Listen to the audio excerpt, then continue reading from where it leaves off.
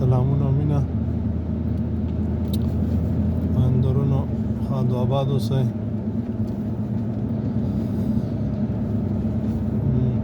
دغه وطن جوړول د وطن جوړول نه زما مراد مقصد مدا دی چې لکه سړی کور جوړي خپل کور شمیري په هغې باندې لګښت کوي په کور کې دننه بیا هر څه جوړي څه چې اړتیا وي هغه جوړي او ټول ور باندې مشوره کوي چې څه به څه شته اړتیا ده او څه جوړ کړو دا ټول بیا جوړي. دغسې دا وطن زمونږ خپل وطن دی او دا باید موږ جوړ کړو. په موږ کې لویه ستونزه دا ده چې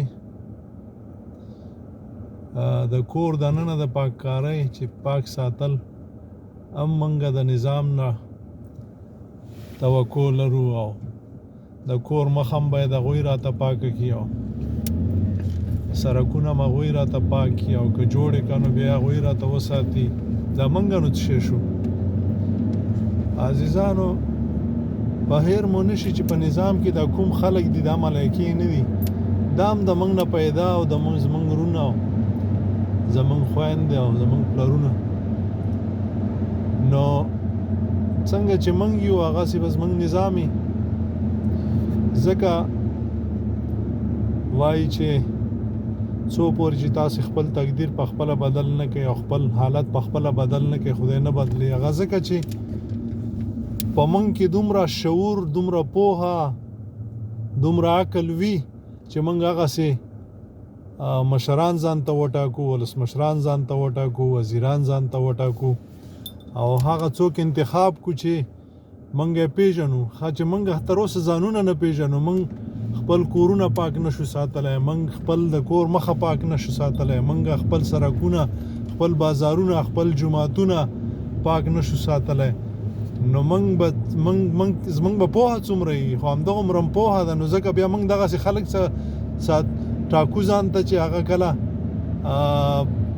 وی ګټي او لاړ شي نو بیا څو کاله چې هغه په موږ مقرر وي راته ښکاري هم نه یې ولاکه په تلیفون پیدا کړي او نه یې ولاکه په ډېر سفارشونو پیدا کړي.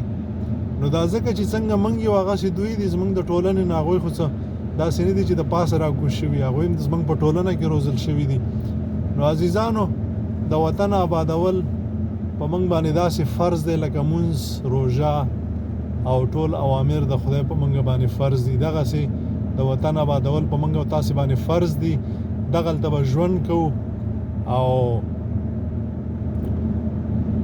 څنګه چې موږ او تاسې ژوند ځان ته جوړو دغسې موږ او تاسې د مرګ نه وروسته ژوند ځان ته جوړو او که نه همداسې هم پرېښودل څنګه هم چې دلته ژوند خراب دی دغسې به هم د مرګ نه وروسته ژوند خراب وي. او په هیر مو نشي چې خدای پاک په هر شي باندې قادر دی. زموږ او ستاسو حالاتو ته ګوري چې موږ او تاسې دلته څنګه ژوند تېرو.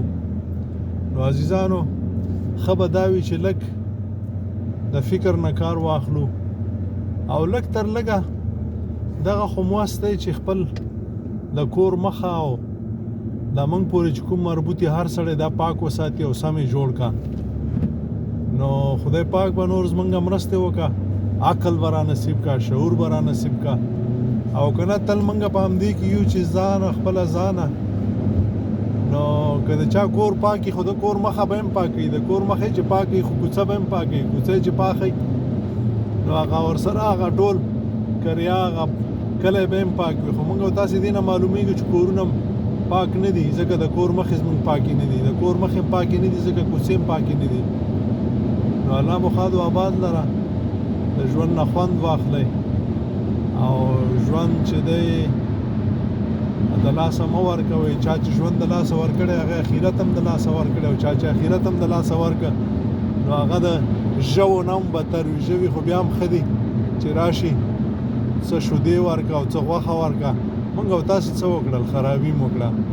په دې خاطر خدای پاک قرآن پاک کې فرمایي چې ځینې خلک په نړۍ کې فساد کوي او ډېر ځلې خدای پاک موږ او تاسې په قرآن کې ویلي دي چې فساد مه کوئ انسانانو فساد مه کوئ انسانانو فساد مه کوئ مسلمانانو ایمان راوړئ دې نه معلومیږي چې موږ خو مسلمانان یو خو مؤمنان نه یو ځکه په موږ کې غل ډاکو درغلګر غاصب منافق شرابي کبابي هر لوبه په موږ کې شته دی هر حرام خوري کو د پاسه ټاک ورلاندې برګ سر د سنډا څرمن د میخې د ورځې شیخان او د شپې داسې حملې ور باندې کوو چې بیا نو ځانو ښاد و آباد اوسئ الله مو ژوندي لره لاسونه سره ورکوي یو بل ته نصیحتونه ورکوي نصیحتونه یو بل ته ګټه رسوي او خدای پاک زموږ دنیا ژوند هم ښه کوي آخرت هم ښه کوي که موږ او تاسې یو د بل خیر غواړو خدای په امان مخامخ